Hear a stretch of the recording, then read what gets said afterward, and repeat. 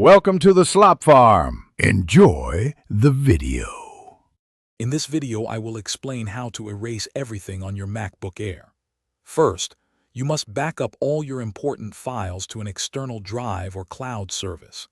Next, sign out of your Apple ID, iCloud, and any other personal accounts such as Messages.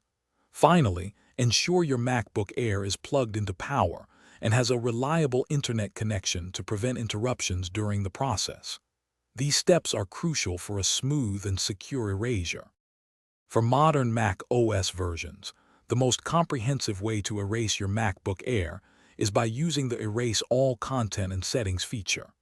Access this by going to System Settings, then General, and selecting Transfer or Reset. Follow the simple on-screen instructions.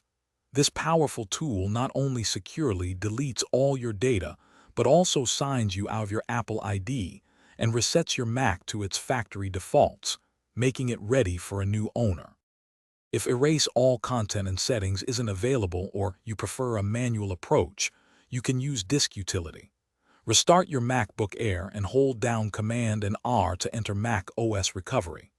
Once there, open Disk Utility from the Utilities window. Select your main internal drive, usually called Macintosh HD, and click Erase. Choose the app's format for modern Macs and confirm to securely wipe all data from the drive. Once your MacBook Air's drive is completely erased, the final step is to reinstall Mac OS.